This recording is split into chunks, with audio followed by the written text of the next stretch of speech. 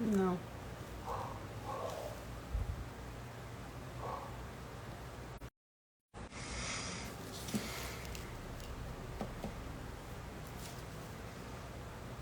Olá, Valéria.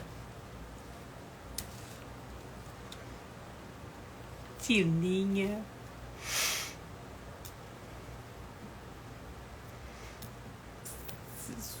Você já tá me vendo, Luiz? Ah, já.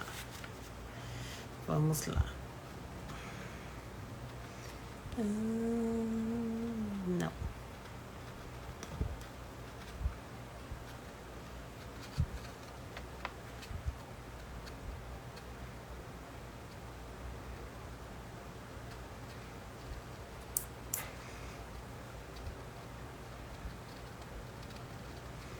Não, onde é que coloca você para moderador?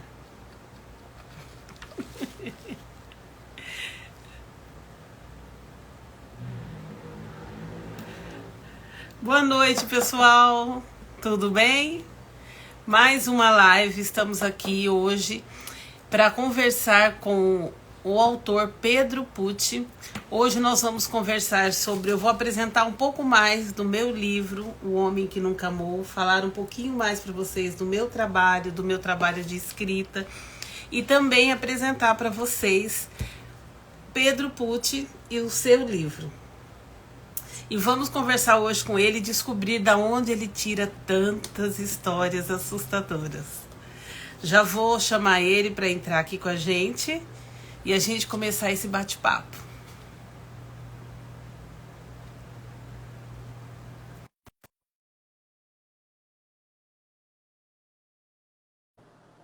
Vamos lá, aguardando ele aceitar o convite e entrar com a gente.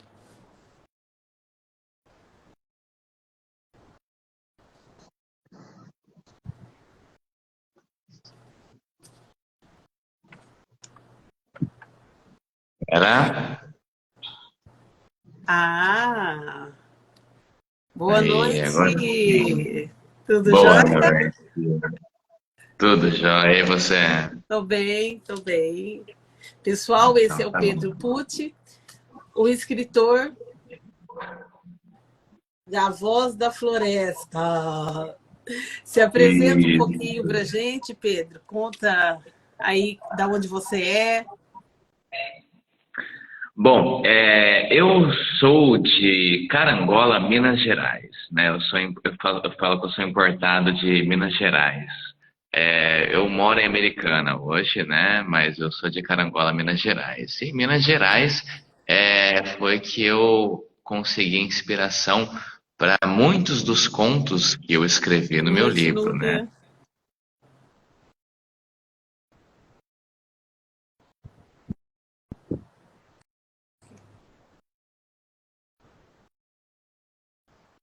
Pausou aqui para mim, Pedro. Hã? Caiu, né?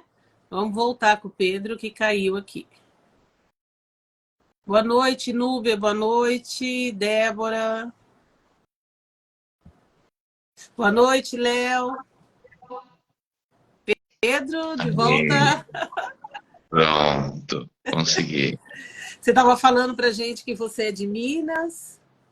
De Minas. E Minas é uma terra boa, tá, Vera? Minas é uma terra maravilhosa e me inspirou, né, para fazer esse livro de contos de terror inspirados no folclore brasileiro também, né? Minas Gerais e o folclore brasileiro. É porque assim, esse meu livro ele é um folk terror, né? Ele é um livro de terror folclórico. Então, assim, ele tem essa adaptabilidade, por exemplo, folclore, eu sempre falo que ele é muito adaptável dependendo da região que você tá, dependendo da cultura que você tiver, se você tá no norte, se você tá no sul, você escutou uma versão diferente do Saci, por exemplo, ou da Mula Sem Cabeça, né? O folclore nosso ele é muito versátil nesse sentido, né?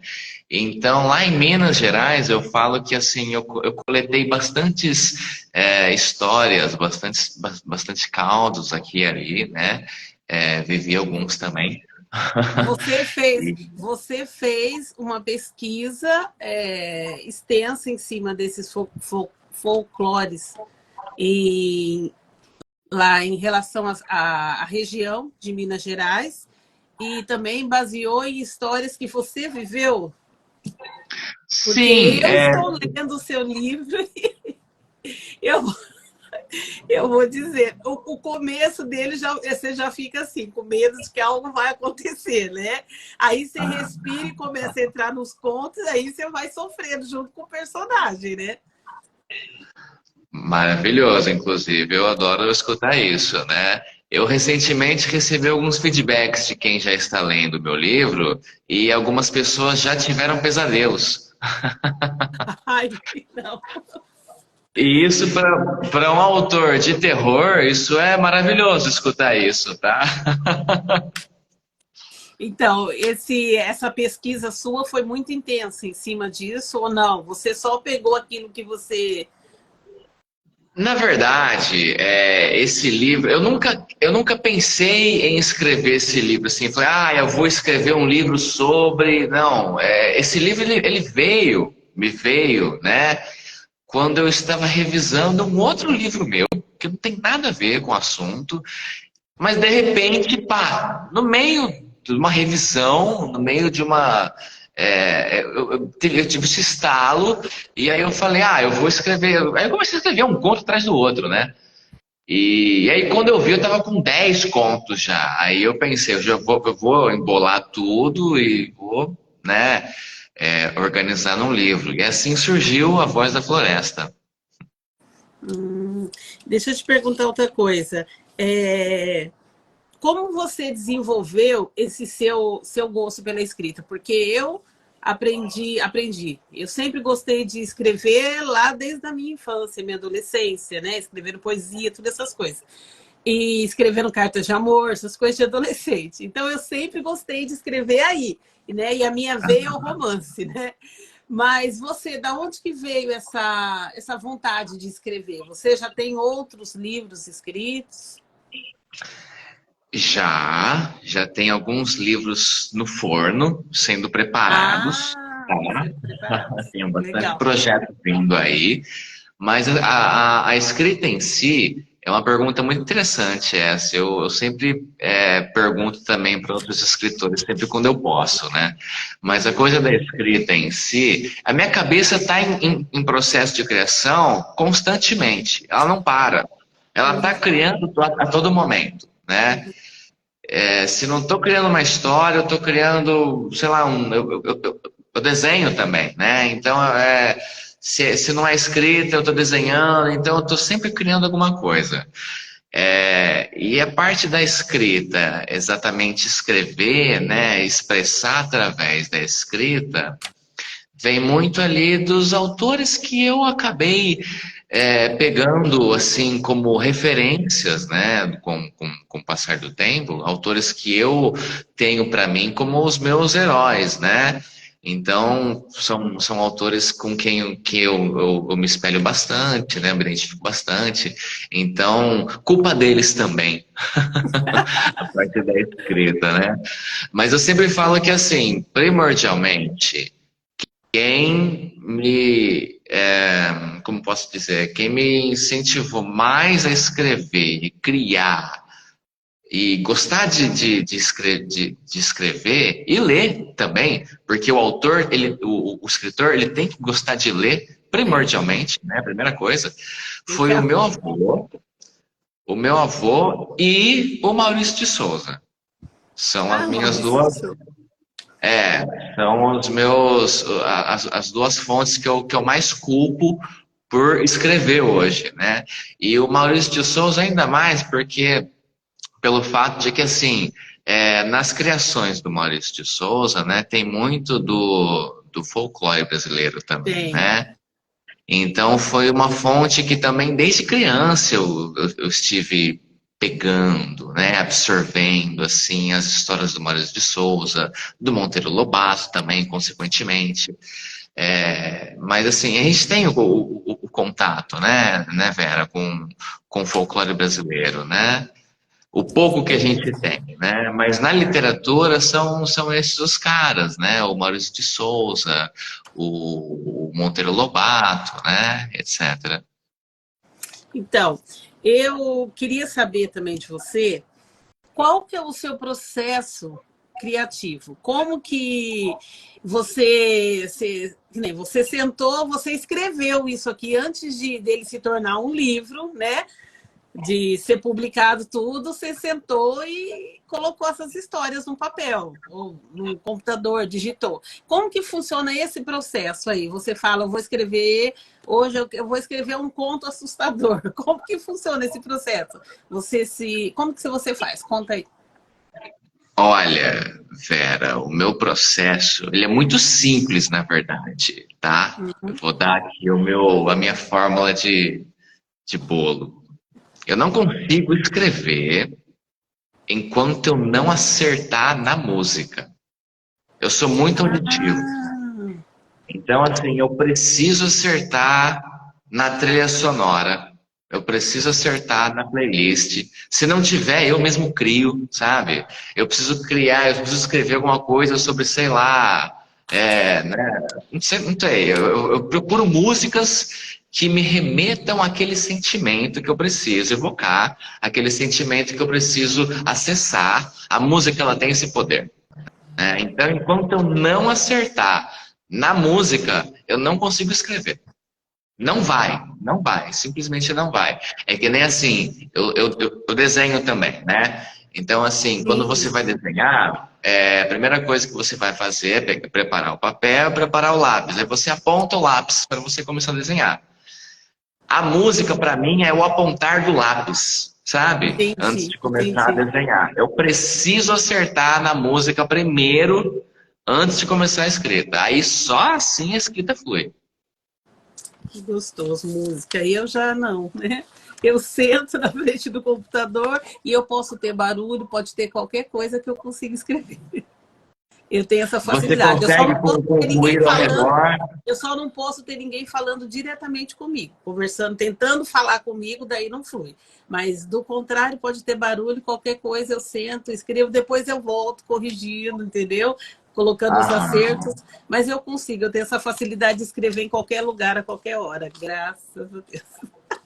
A Então, escrita, né, Vera? Eu costumo dizer que a escrita, o trabalho de escrever, né, o processo de você escrever, eu costumo dizer que ele é muito solitário, né? É você com você mesmo, né? uhum. Você entre quatro paredes, no seu processo, tem que estar ali, né? Não fale comigo, né? Não pode falar comigo. Pode ter o barulho que for em Aham, volta, entendeu? Desde que não dirija a palavra a mim, eu consigo me aham. concentrar na minha escrita e dali vai fluindo, entendeu? Os personagens começam a Sim, falar com a gente, né? E vai indo. As únicas sim. vozes que eu escuto são dos personagens. É os únicos que eu permito que Aham, falem comigo durante a minha escrita. aham. Quais foram, o Pedro? Eu sei que eu enfrentei e enfrento ainda muitos desafios, né? Nessa jornada de pequena como fala, e nova jornada como escritora, né? A gente dorme e acorda com novidade como fala, na área, né? E a gente quer sempre melhorar, alcançar novos caminhos, só que tem sempre aquelas coisas difíceis que não, sabe, aqueles desafios que a gente tem que ficar saltando, entendeu? Driblando para poder chegar onde a gente quer. Quais foram os seus desafios para você conseguir publicar o seu livro? Olha, o desafio inicial, acho que o primeiro desafio que o escritor enfrenta quando ele está começando, né, é o desafio, assim, são os empecilhos que ele mesmo coloca para si mesmo, sabe? Que são as primeiras barreiras que a gente tem que desviar. São aquelas coisas de, será que eu consigo? Não sei o quê, lá. aquela coisa que os impedimentos que a gente vai colocando, né? Eu acho que esses são os primeiros empecilhos que a gente deve passar. Passado esses, eu acho que o resto fica fácil, relativamente fácil. Porque assim, se você tem uma história para contar, é só você sentar e escrever, né? Do começo ao fim. O resto é um processo. Porque quando eu comecei a escrita da Voz da Floresta e terminei, a gente começa o processo chato de procurar alguém, né, uma editora que vai publicar, que tem interesse em publicar o livro, né? E o resto eu acho que é um processo de paciência, né? Mas inicialmente, os primeiros empecilhos a serem passados são aqueles que a gente mesmo coloca pra gente. Uhum. Ó, o Flávio está perguntando aqui, se você puder contar, qual foi a trilha sonora usada para fazer a Voz da Floresta. Ele fala que deve ter sido bem dark. A trilha sonora, nossa, é uma pergunta muito interessante essa, porque realmente quando é um livro de terror, né? O meu livro é um livro de terror. Uhum. Quando você vai escrever terror, você tem que acessar esse sentimento dentro de você. Você tem que se colocar, né, nessa voz, né, nessa vibe, nessa vibração. Então, é uma coisa que você tem que muito imersiva, né? Uhum. Então, para eu criar essas histórias tenebrosas, de terror, né, eu tenho que fazer um trabalho muito, muito grande de imersão, né? E isso vai da música. Então, a trilha sonora que eu peguei assim para fazer o livro, acho que foi uma amálgama de várias, né? Acho que tem ali bastante coisa da trilha sonora de A Bruxa, que é uma trilha sonora magnífica, que ele faz uma coisa muito experimental, sabe? Ainda mais pro terror. É uma coisa muito fascinante de escutar. Eu gosto de escutar trilhas sonoras, sabe? De filmes, séries, de jogos também, né? Trilhas boas. Qualquer música que te coloca naquele estado que você precisa para escrever uma história, né? Acho que é válido. Ô, Pedro, você, além de escritor, o que mais você faz na sua vida? Qual que é a sua profissão? Você exerce? Então, eu trabalhava com publicidade, eu sou do meio da Uhum. publicidade, né? Do marketing. Só que eu cheguei no momento da minha vida, trabalhando no marketing, né? Que assim, eu sempre. Quando que eu tinha para dedicar à escrita? Depois do trabalho, sempre depois do trabalho. Então eu fiz, chegou no momento em que eu fiz a coisa que é menos recomendável que se faça do mundo para qualquer autor iniciante, que é largar tudo para virar escritor, que foi o que eu fiz. Que só assim, eu senti que só assim eu poderia estar dedicando 100% do meu tempo à escrita. Porque eu trabalhava a todo momento na frente do computador, escrevendo também, né, o tempo todo. E aí chegava no momento da escrita, né, depois do trabalho, que eu precisava escrever, que eu precisava exercer essa função de escritor dentro de mim, eu já não estava com Estava taco, cansado. né? Já estava cansado, já estava exaurido. Então, assim, eu cheguei no momento que eu pensei, que eu entendi. Para eu conseguir conceber os livros que eu quero e dedicar o tempo que eu quero para a escrita do jeito que eu quero, eu tenho que ficar só nisso. Né? Então hoje eu só escrevo o dia inteiro, de domingo a domingo. Eu só descanso Delícia. de feriado. Que delícia! Que E é uma sonho! coisa que, assim, que eu tenho que me policiar bastante, pois como eu faço os meus horários, né? É uma coisa que você tem que ficar muito esperto, porque você cai na rotina, né? Você trabalhando em casa também, é muito fácil você dispersar, né? E quando você está escrevendo, você como autor sabe que é um processo que você tem que ficar ali focado, né? Qualquer coisa que saia te tira e já era, acabou, né?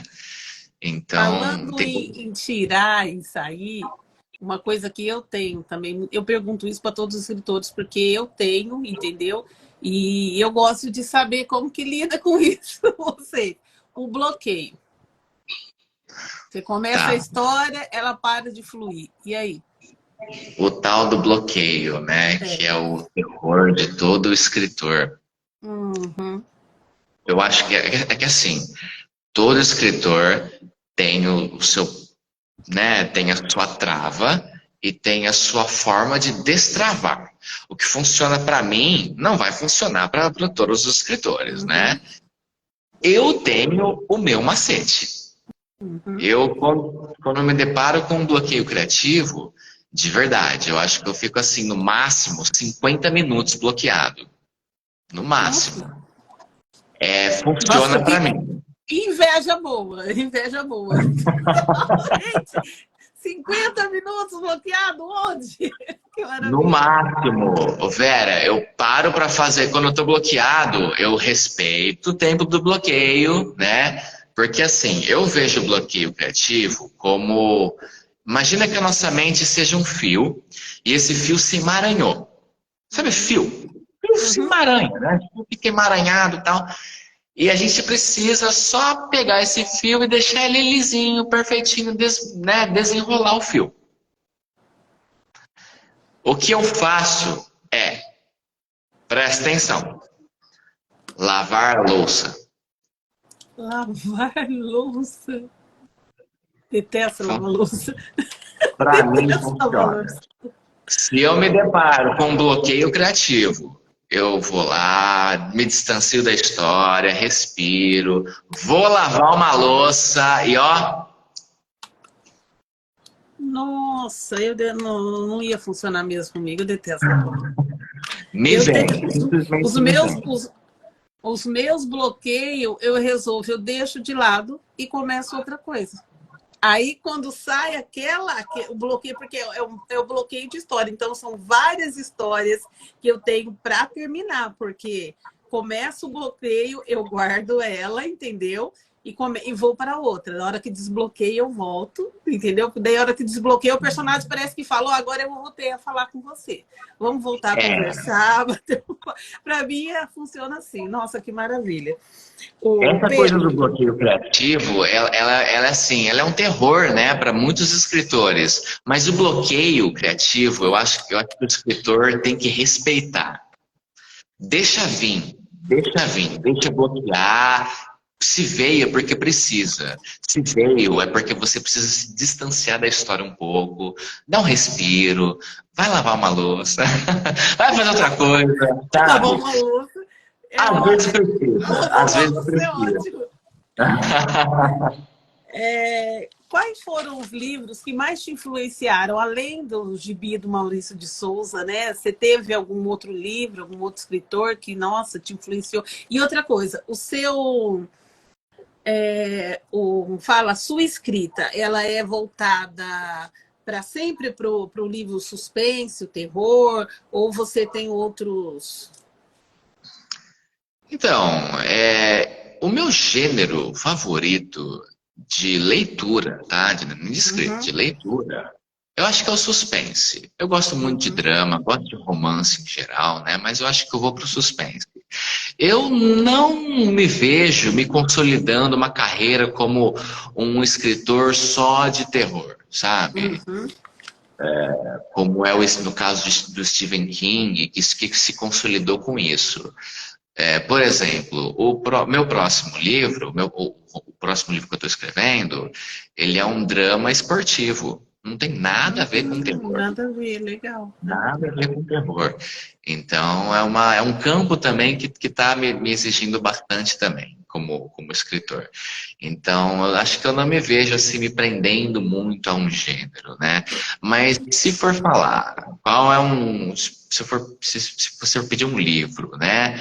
Que me, que me influenciou, assim, eu acho que eu vou. Tive vários, né?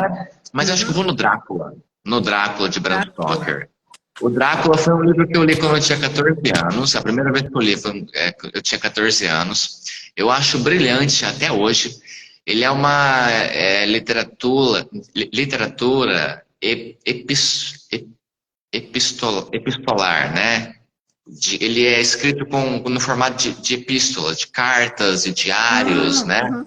Ele não Entendi. segue ele não segue uma linha, ele é uma amálgama de vários pedaços de cartas, sabe? E eu acho que esse estilo que o Bram Stoker trouxe pro terror também, e na verdade, o Drácula ele vai até mais do que o terror, ele vai mais pro romance também, sabe? O romance, o gótico, né? Ele é o pai do gótico, né? O Drácula de Bram Stoker. Então acho que eu fico com esse livro, se você me perguntar assim. Você. Eu vou voltar de novo nas suas pesquisas. Agora, por exemplo, você disse que está escrevendo um novo livro que é um drama. Como que você pesquisou para é um livro sobre futebol que você falou, né? É um drama Drama, esportivo. um drama esportivo, isso.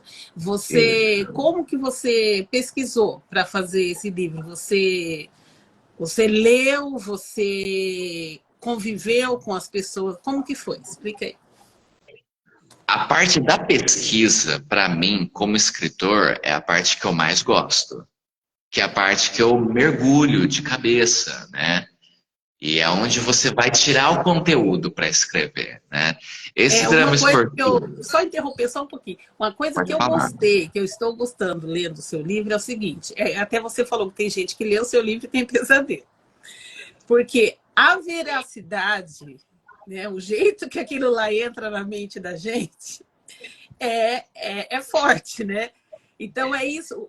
Como que você faz para trazer isso? Sabe, esse negócio de entrar na cabeça da gente e ficar ali a ponto de alguém ter pesadelo com aquilo.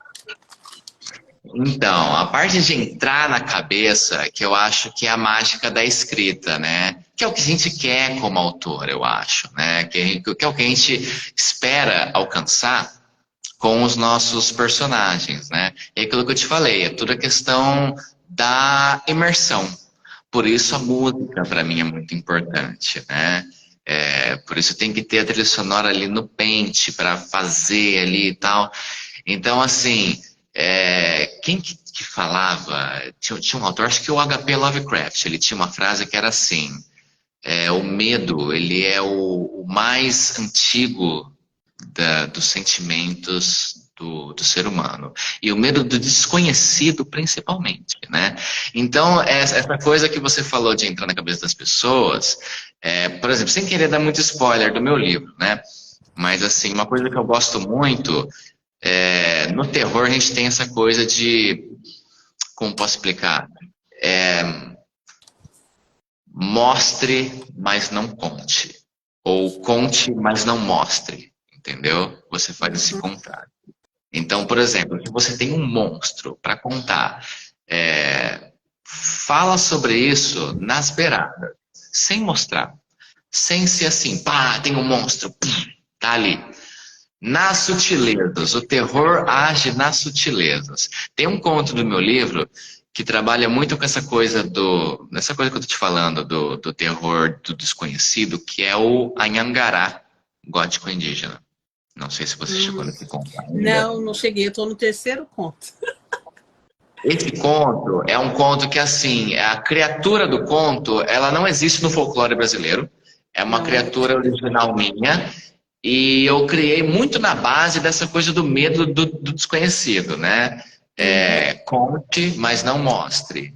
Né? Então você vai comendo pelas beiradas ali, e no final tem a intenção é que cada um vai ter a sua perspectiva do monstro. Cada um vai ler e vai imaginar ele de uma forma. Ele pode ter tentáculos para um, ele pode ter chifres para outro, sabe? Mas Uhum. essa coisa da Vai sutileza do fluir de medo. acordo com a imaginação do leitor, da pessoa que está lendo. Exatamente. E Como a esse é o pessoa truque receber. interessante. Exato, esse é o truque interessante. Você tem ali um monstro, mas não dá o prato principal na cara da pessoa. Deixa ela buscar isso no imaginário dela, sabe? Com as referências que ela tem, sabe? O terror trabalha muito com isso. Você disse que você viveu foi baseado também em histórias que você viveu, né? Quais dessas histórias você pode contar pra gente que você viveu? Qual foi a história que você viveu assustadora, assim? Não é que eu vivi, é que assim, o prólogo do livro, né, ele é um relato meu do momento que eu vivi ali, onde eu estive debaixo de chuva, no meio do nada ali, indo para a fazenda do meu primo, né?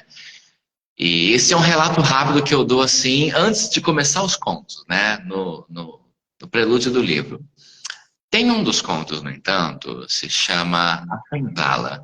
Lembrando que todos os contos eles são ambientados num Brasil colonial, né? Então ali você tem ali Uhum. contos que passam em 1500, em 1700, etc. Um dos contos se chama A Senzala. Esse conto específico, pelo menos a primeira parte dele, o primeiro ato dele, eu me inspirei nos meus tataravós, que são os personagens principais do livro, né? O Tobias e a Gemiliana. Então, assim, pelo menos as primeiras 5 páginas desse conto aconteceu, que é a coisa da quadrilha de cavalos, né? O Tobias, ele fugindo, indo para a mata, tudo isso aconteceu realmente. A parte fantasmagórica espiritual, isso aí já é criação minha, mas tudo o que acontece até então, nesse conto, aconteceu realmente. Então, isso é uma das coisas que eu escutei, que eu fiquei sabendo, né, que se descobre, né, na parte de pesquisa, que eu fiquei assim, nossa, isso aqui daria um livro. Você se depara, né, com certas histórias, certos eventos, assim, que se fala, nossa, isso aqui daria um livro, né? O Dudu colocou aqui pra gente a emoção mais antiga sobre o que você estava falando. A emoção mais antiga é mais forte. Aí eu sou meia cega, né? Não sei se eu vou conseguir. Você consegue ler certinho daí? A emoção mais antiga e mais forte da humanidade é o medo. E o mais antigo e mais forte de todos os medos é o medo do desconhecido. É, H.P. Lovecraft. O H.P. isso. Lovecraft, ele foi uma das bases minhas, tá? Quando eu vou, às vezes, quando eu preciso resumir o meu livro para alguém, de uma forma bruta e crua, eu falo que assim, é o folclore brasileiro se encontrando com H.P. Lovecraft. Porque ele tem essa pegada, né? Dessa coisa que eu te falei do medo do desconhecido. Muitos dos mitos do folclore brasileiro, no meu livro, eu desconstruo e dou a minha versão, né? Ainda que respeitando as origens e tudo mais. O Pedro, quando a gente está escrevendo, assim que a gente termina a nossa escrita, né? E a gente vai ter que passar por uma editora, a gente tem que passar primeiro por alguém para ler, né? Eu esqueci o nome que dá para essa pessoa. Leitor beta. Isso, leitor beta. Como que foi, né? Como que é para você isso aí, né? Porque eu faço isso assim com o coração na mão, né? Como se eu tivesse acabado de dar a luz e eu falasse assim, meu filho é bonito. E o medo da pessoa olhar e falar, não, é feio, tem cara de joelho, entendeu? Como que você Sim. lida com a crítica negativa, aquela que vem é negativa, mas vem assim para melhorar, né? Mas ela não é aquilo que você queria ouvir.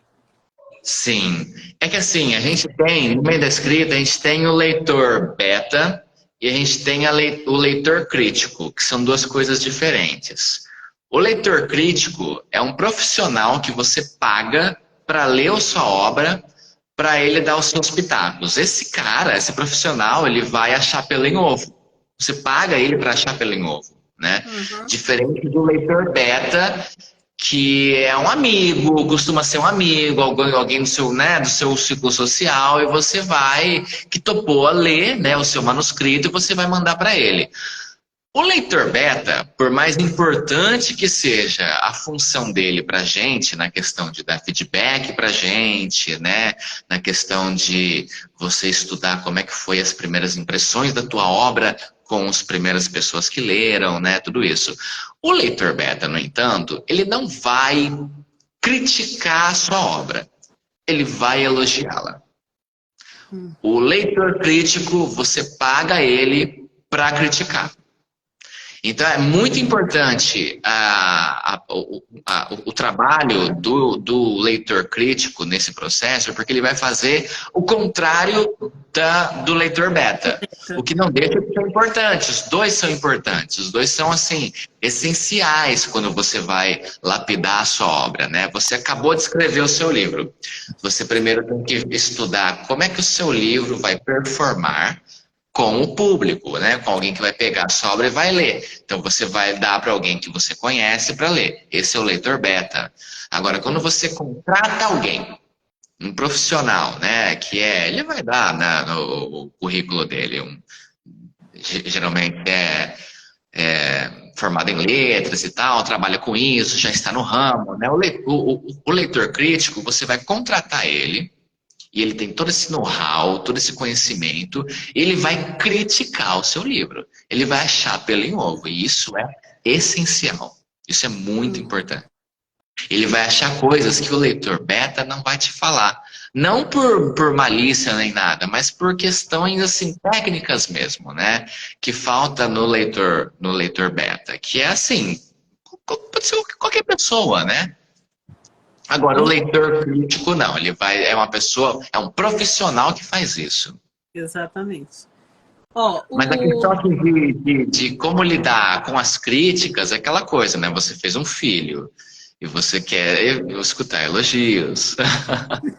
Mas você precisa escutar as críticas também, sabe? É uma coisa que eu procuro. Ainda mais quando eu vou escrever uma coisa de muito diferente, eu procuro um leitor beta que não é o meu público. Para ver como ele vai reagir, sabe? Que é um completamente estranho, eu não quero atingir ele. Como ele vai ser atingido? Aí do feedback dele eu consigo extrair muita coisa boa, né? A crítica é uma coisa que o escritor tem que estar aberto sempre. Ó, o Dudu que está perguntando de novo aqui se você testou o livro antes de publicar. Como sabia realmente se passaria medo para quem lê? Você tentou passar para o livro o que você sentia de medo? De medo meu, acho que não. Mas é aquela coisa que acho que Goethe falava isso, né? É impossível o autor não se colocar na sua obra, né? Nem que for mínimo ali, a gente se coloca, né? A gente está ali, mesmo que for o personagem do fundo, o escritor está lá, a gente está lá. A questão do medo meu, acho que não.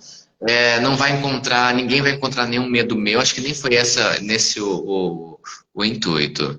Mas é uma coisa muito, assim, impossível. É um exercício muito difícil, né? A gente não se colocar na própria obra. E como que ele perguntou, você testou esse livro? Você deu para, como se diz, que nem você passou para o beta ler, né? Mas você fez ele, como se diz, se alguém falou para você realmente, seu livro é assustador, seu livro é de suspense, deixa a gente. Eu testei alguns contos, eu não peguei ele inteiro assim como todo, né, no formato final fechado. dele. E falei, ó, não testei. Eu testei um conto ou outro, o que eu fazia? Eu terminava de escrever, eu escrevi em um mês esse livro. Eu terminava de escrever, eu já dava para alguém ler, Legal. né? E não foi todos que eu fiz isso, mas um ou outro eu fiz sim, eu testei. Porque assim, eu não tinha essa intenção. Quando eu comecei a escrever os contos, eu não tinha essa intenção de fazer um livro de contos. Até porque eu estava já revisando um outro livro quando esse livro nasceu, né? Eu estava revisando um outro livro. Eu estava com a cabeça nesse projeto. Então surgiu de repente. Então, assim, testei. Aos poucos, um conto ou outro, não com ele inteiro. O Pedro, nesse livro, né, da A Voz da Floresta, os contos a gente já imagina o título, né, da onde vem o título dos contos, porque são baseados no folclore, né? Então a gente vai vendo ali que vai saindo dali. Mas da onde que vem, tipo, A Voz da Floresta? O título, esse título, como que surge? É no final ou é no processo? Ou você já começa o livro com um título? Esse vai, como funciona? Essa é uma pergunta muito boa e eu vou falar um negócio para você que pode ser que desconstrua alguns conceitos. Porque a gente sempre, na escola mesmo, né, ensinavam pra gente que o título é a última coisa que tem que vir, É o que a né? gente... Eu faço exatamente o contrário. Às vezes eu penso num nome e aí do título surge a história. Oh, legal. Não foi o caso, lógico, do conto A Voz da Floresta. É, a Voz da Floresta ele tem a ver em si com o que conta ali a história dele, né? O conto A Voz da Floresta foi o último conto do livro que entrou, o último conto que eu escrevi. Eu escolhi ele para representar o livro Falar inteiro, nisso, porque a eu minha vontade era ter começado pelo final. Eu estou muito curiosa por este conto, né? Eu falei, não, eu vou passar meu medo de conto em conto. Que a minha vontade é era... uma excelente opção também, porque esse meu livro, você consegue iniciar ele pelo último Aham. conto também. Ele funciona, sabe? É, porque cada... Lógico que se você leu todos os outros contos e chegou no último conto, que é A Voz da Floresta, a experiência vai ser muito melhor. Porque assim, Quis sem pular. querer dar muito spoiler, eu meio que flerto com a ideia de que todas as histórias se passam no mesmo universo. Entendeu? Uhum. Então é como se fosse uma coisa só. Ai, que E a joia. Voz da Floresta, ele amarra todos os contos. Ele vem e ele faz essa finalização mesmo do livro. Ó, indo já para o nosso final do nosso bate-papo, eu quero que você conte mais sobre essas novidades que você disse que tem guardada, que estão vindo. Conta aí pra gente.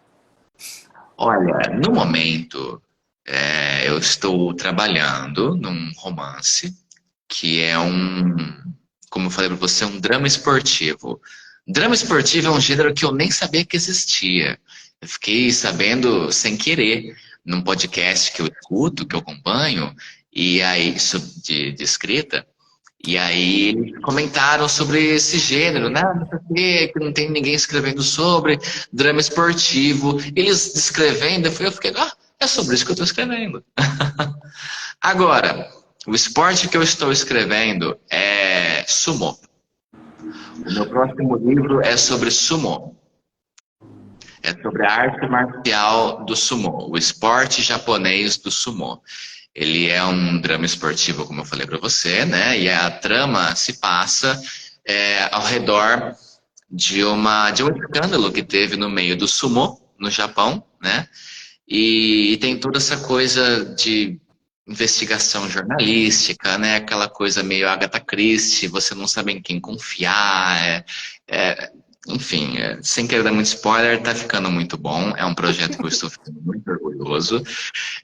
O sumô é uma coisa que, assim, ninguém, assim, conhece, né? Eu acho. É uma coisa muito pouco divulgada, ainda mais pra gente. É uma realidade completamente fora da nossa, né? É. E por isso é um livro que está exigindo bastante pesquisa minha, né? Mas está ficando muito bom, modéstia à parte, e estou ficando muito orgulhoso. Que legal. O Dudu que está falando aqui que ele também é igual você, viu? Para tudo, ele sempre batiza primeiro, depois ele investe. Entendeu? Ah, que legal. Olha aí. Porque a gente sempre foi criado com essa coisa, né? Primeiro bola o texto, até em, né, pessoa que faz, dá dica de redação do Enem, faz o texto, depois o título no final. Eu vou completamente diferente. Legal. Ai, o que eu fiz? Ah, aqui.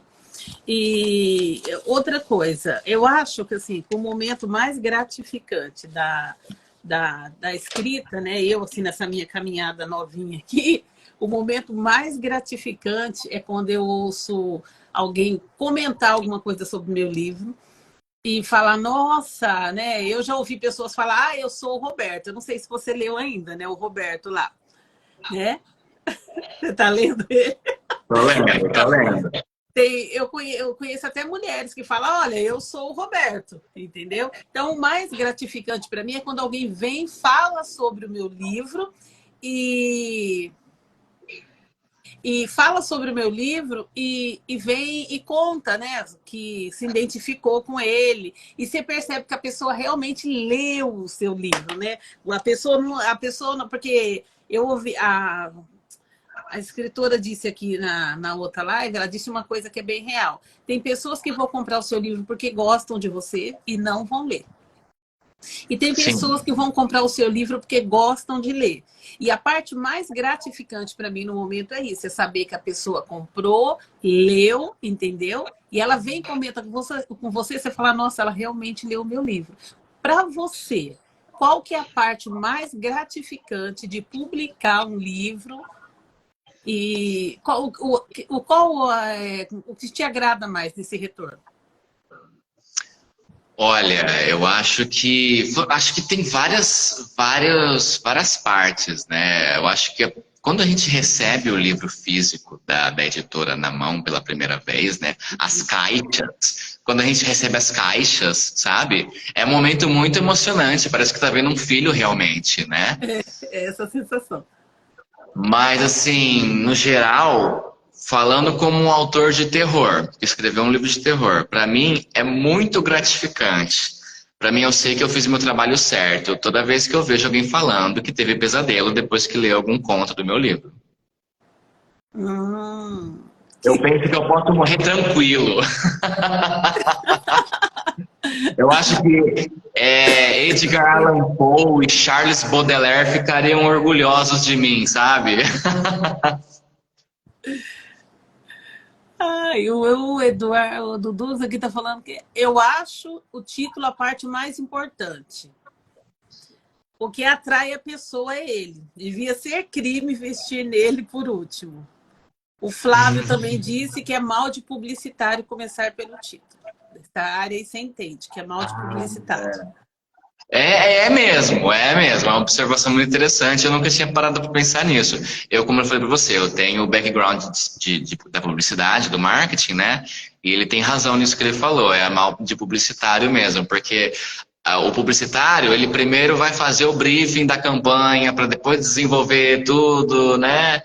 Então ele tem muita razão nessa Exato. observação, é mal de publicitário mesmo. Pedro, conta aí pra gente agora onde a gente encontra o seu livro, né? O papo estava muito gostoso, uma delícia conversar com você sobre o seu livro. Mas Ah, conta muito pra legal, gente muito legal. onde a gente encontra seu livro, entendeu? Como que faz para.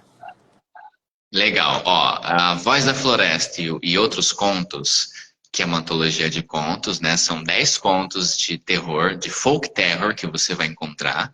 Esse livro você encontra na Amazon, no Submarino, nas lojas americanas, na Shoptime também. Para quem estiver em Portugal, na WOOK, mas esses são em formatos digitais apenas, tá? E para quem está nos Estados Unidos também, os formatos digitais na Barnes Nobles. Lembrei de um fato interessante. O seu livro e o meu estão os dois publicados pela Viseu, né? Sim, Os dois são sim. publicados pela Viseu. Então, é aqui que tá, né? Viseu Editora aqui, o Viseu. seu, a Viseu aqui. Então, as plataformas são as mesmas agora que antes. Exato, exato. Tem São isso, as né? mesmas plataformas, se encontra os dois nas mesmas plataformas. Pedro, foi um prazer maravilhoso conversar Prazer com foi você, todo meu. tá bom? Prazer foi todo Eu meu. Muito espero que a gente obrigado, possa viu? conversar muito mais sobre esse seu livro, sobre os outros. Eu vou entrar em contato com você para falar dos meus pesadelos, tá? Ótimo, quero ouvir, quero ouvir. E sobre os seus trabalhos novos que virão, viu? Foi um Excelente, prazer excelente. enorme. E termine de ler o Roberto e me conte. Com certeza, e Me fica para o conte. tema da próxima live, inclusive, viu? Pode me chamar para as próximas que estaremos aí. Tá bom, então. Um abraço, tá? Tenha um ótimo final de ano, ótimas festas. Se divirta-se, festeje Você e tudo de também, para bom para você você também. e os seus. Para você também. Muito obrigado pelo convite, né? Muito obrigado pelo espaço aqui, desse bate-papo muito legal também. A hora passou, eu nem vi. É, passou mesmo. Muito legal mesmo. Eu que agradeço, viu? Pessoal, vocês que estão na live, que tiverem interesse em conhecer O Homem que Nunca Amou, que é o meu livro, ele também está nas mesmas plataformas que o do Pedro, na Americana, na Submarino, pelo site da Viseu também tem ele. E quem pedir ele através do Instagram, até o final deste ano, tem 15% de desconto, tá bom? Um abraço a todos, muito obrigado pela presença e o carinho de todos vocês. Até a próxima. Bom final de ano, boas festas a todos. Tchau. Bom final de ano, pessoal. Tchau, Tchau, tchau. Pedro. Tchau. Tchau, tchau, Vera. Tchau.